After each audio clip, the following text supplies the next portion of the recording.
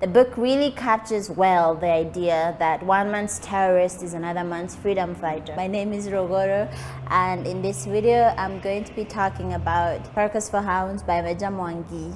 Yes. So the book was published by the East African Educational Publishers in 1974. So that's over 50 years ago. That's over half a century ago, which is so surreal. I'm going to talk about it because I thought it would be interesting. I picked up the book a while back, and it was one of the first books that I read when I was trying to get more into Kenyan literature and read about kind of the colonial period through kind of the literature by Kenyan authors. So this one was one among the first ones that I read, and I thought it was interesting and I wanted to talk about it. So that's why I'm here, and I would like to do more reviews as well about books that were written in that sort of colonial period and now in a kind of a neo-colonial period too. Now in the book there are two men predominantly on parallel pursuits. The first one is Captain Kingsley. Yes, the first one is Captain Kingsley. He is a white captain, and he's basically chasing after the other man, General Haraka, who is a Mau Mau leader. And basically in this time, in the context, the Mau Mau are basically moving from village to village to village, initiating followers, and in the process trying to get their hands on some ammunition to kind of help to propel their fight against the colonial government. And this Captain Kingsley, the white man, is very, very determined to get the Mau Mau. He's very determined because at some point in the story, in their history, these two characters had met, and General Haraka in some way had kind of humiliated Captain Kingsley. So he has a bit of a personal agenda to just get him back for that. But as well, he's sort of motivated to impress the Queen and all his superiors by getting this man who has become quite elusive in the jungle where the Mau Mau are kind of moving between. So that's basically, it kind of takes place in a kind of a cat and mouse chase, if I can put it that way.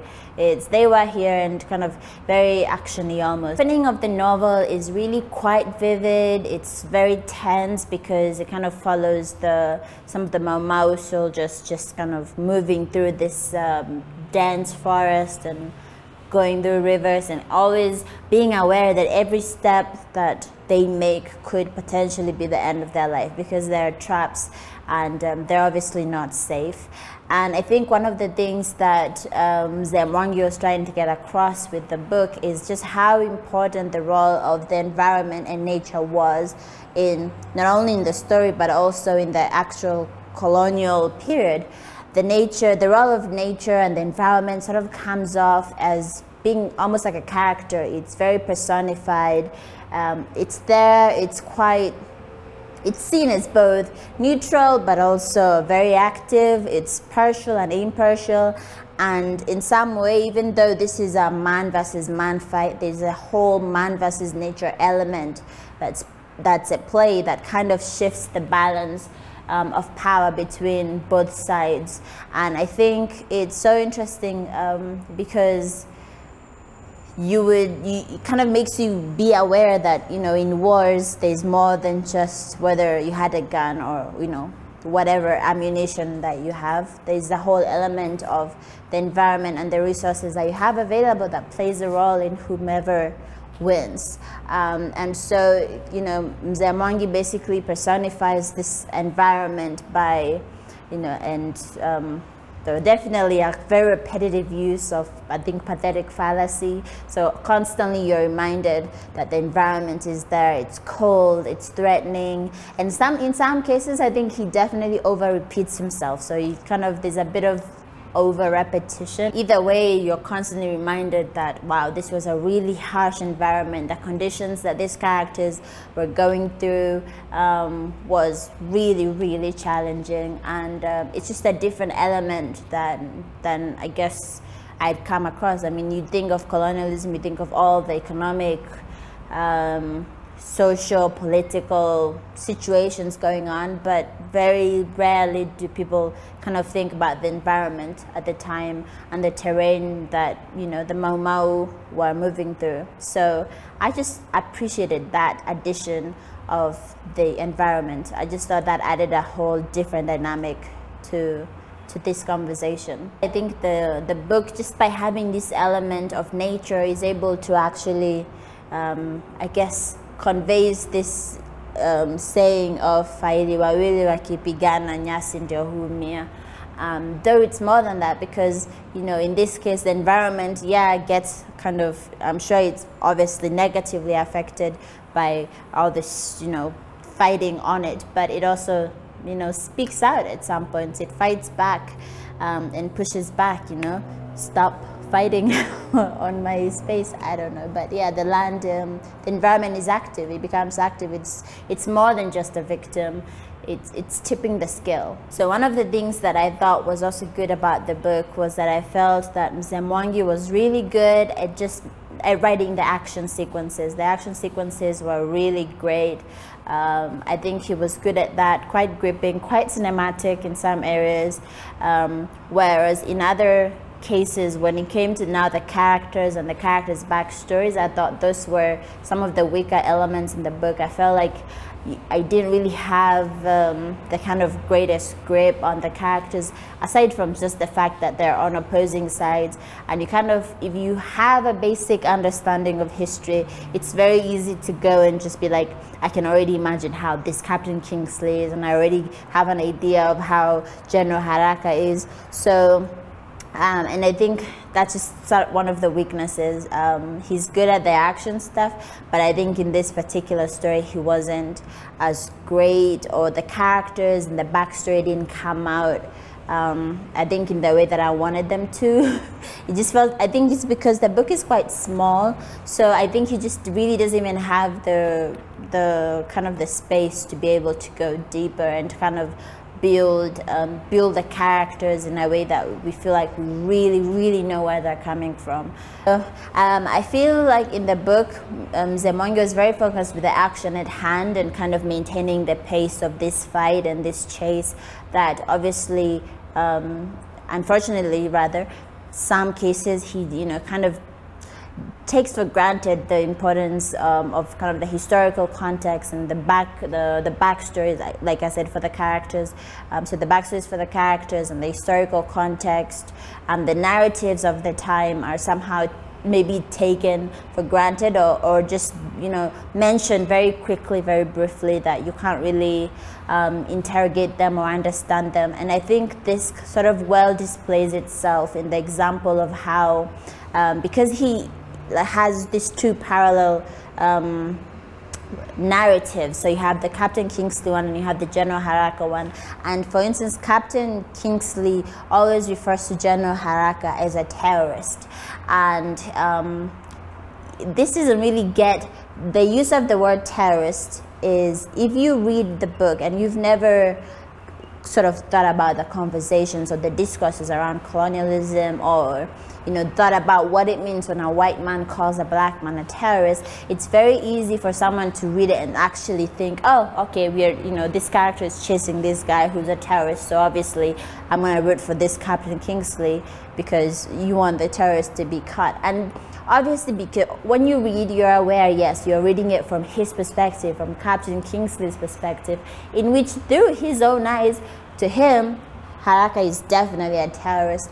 But this only becomes an issue because I think I noticed in some other areas of the book where the word terrorist was used outside of Captain Kingsley's narrative. So that's, I think, where maybe it became more of a threat, because it was like, okay, maybe it seems to almost reinforce the idea that the Mau Mau were terrorists. And for me personally, I obviously, if it isn't clear, I don't believe that. This kind of also adds to my issue, the structure of the book. So the structure of the book being that you get to see events from Captain Kingsley's perspective, and you get to see events from General Haraka's perspective. And maybe now this is now my little bias coming through, but yeah, could be, but I also feel like I just didn't, maybe I was just not open to Captain Kingsley's perspective because I've seen his perspective in so many books. Like everything that's ever been written has been, like, most of the narratives surrounding the colonial experience have been authored by white people, and some of them were pro-colonialism. So for me, when I was reading the book, I just felt I don't want to know what Captain Kingsley is thinking, or whether he has some guys above him calling him and asking him, have you got him, have you got him?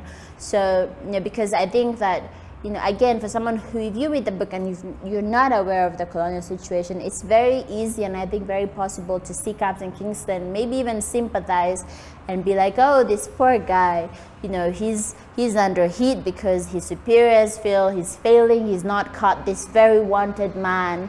And so for me, I have a problem with that, because it tries to balance something that was not balanced at all. So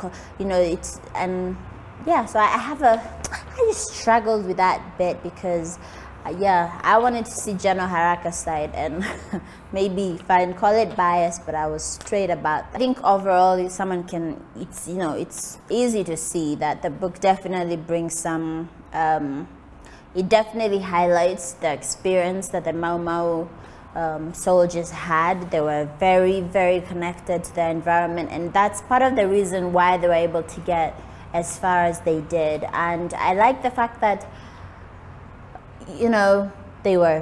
they came off as being so tactical, and I liked the writing around kind of the military lingua and how they were organized and so strategic and everything. I was very curious as to how the book would end, because I was like, okay, that was many years ago, and that fight was happening in the way that it was happening, and now we're in a same fight, different time, different context, and I was very curious, if it would be, the thing ended and there's a clear champion, or it's a continuation.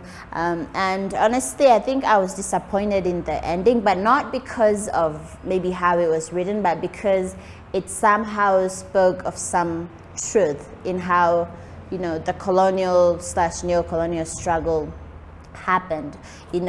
Obviously in real life, we have people who went and fought for kind of the decolonization of our land, our people, our minds and everything.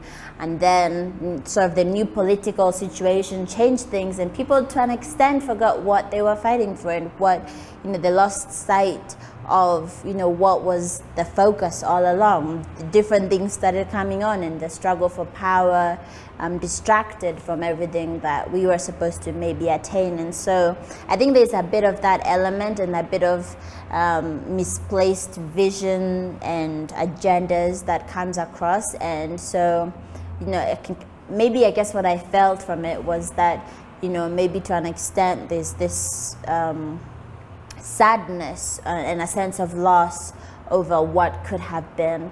And so I think kind of how you feel about the ending just depends on how you see things today. I don't know how people who read the book 50 years ago felt about it versus how reading it today someone might feel about it. But a crucial weakness in the book was the lack of women. So I definitely was disappointed. I was so disappointed, because I've been looking for books that have that are talking about the role of women during the colonial fight, the colonial situation, during the Mau Mau fight, and I was just so disappointed that I think the only spoken woman role was, I think, like the chief's wife. I think she opens the door and says something, and I think that was probably the only woman who comes up. And if I'm wrong, correct me if I'm wrong, but I'm sure that women played no, I'm not wrong, because I know that women played a great role in, so sustaining the fight against the colonial administration. Women were there, so many women who did so many things, put themselves at risk for the sake of the fight, and you don't get a glimpse of them in this book. And that was very disappointing for what this book was supposed to be, for me anyway. So I just thought that was the worst thing. I liked bringing the environment, but it forgot the women, so I was not happy. That was definitely a big weakness, and I would love to read about, I would love to read more books that have that, you know, women experience during this fight, because they did a lot and they're always written out of books. The thing that I most appreciate about the book was the environment. I think that was just seeing that different perspective was great, and it was great to also get an insight into kind of the tactical element of the Mau Mau. So aside from them just being, you know, these people who are fighting against the colonial administration, the fact that, you know, we were able to see the characters kind of coming through, you know, as being very tactical, being very organized, and being very resourceful, very resilient, very loyal, was just great. And obviously, I'm not actually very sure how much of the book is factual / fantasy. I think it's actually a blend of kind of the real and the imagined, but either way, I still so glad I read it, because it made me know what it is I was interested in too. And I know obviously Meja Mwangi is prominent, he's prominent, and I have many of his other books, and I look forward to talking about those ones too. So if you would be interested in those, stick around and subscribe, and let me know what you think of this video, and if you read the book, and also which book can I read that will have those women in that fight. But thank you so much for watching. I'm Rogoro, and hopefully we'll see each other next time. Goodbye. Bye.